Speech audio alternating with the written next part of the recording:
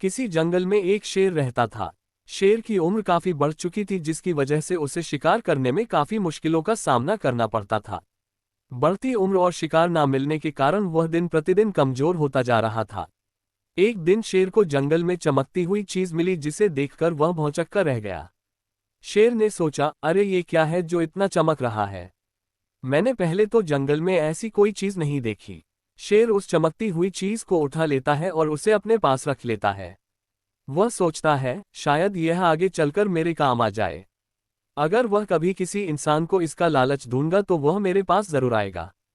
कम से कम मेरे भोजन का इंतजाम तो हो जाएगा। शेर सोने के कड़े को अपने मुंह में दबाए चल रहा था कि उसे एक आहट सुनाई देती है। वह उस आहट को बड़े ही ध्यान से सुनता है और फिर उसी दिशा में चला जाता है जहां से आवाज आ रही थी।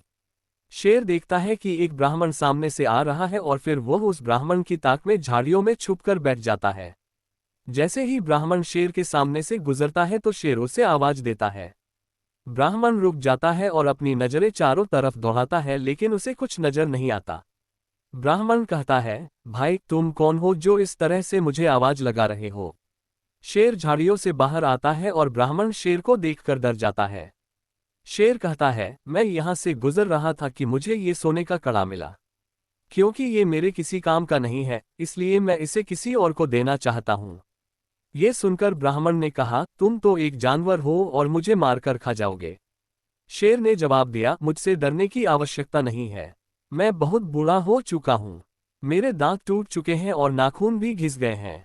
शेर ब्राह्मण के मन की बात भांप जाता है और उसे लालच देते हुए कहता है, डरने की जरूरत नहीं है। लो, ये कड़ा तुम ले जाओ और इसे रख लो। कम से कम तुम्हारे काम तो आएगा। ब्राह्मण ने शेर की बात का कोई जवाब नहीं दिया और डरकर अपनी जगह खड़ा रहा। शेर ने सोचा, ये ब्राह्मण तो टस से मस हो ही नहीं रहा है। मैं इससे कैसे लालच दूं? शेर फिर से ब्राह्मण को झांसे में लाने की कोशिश करता है और कहता है, सुनो, ये असली सोने का कड़ा है।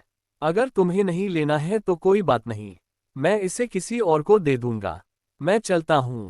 ब्राह्मण सोचता है, अगर इस शेर को मुझे बेवकूफ बनाकर खाना ही होता तो मुझ पर ये कब का हमला कर चुका होता।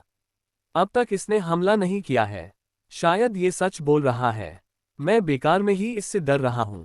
ऐसा सोचते हुए ब्राह्मण उस कड़े के लालच में शेर के पास चला जाता है। जैसे ही वह शेर के पास पहुंचता है, शेर ब्राह्मण को मार कर खा जाता है और लालच के कारण ब्राह्मण की मृत्यु हो जाती है।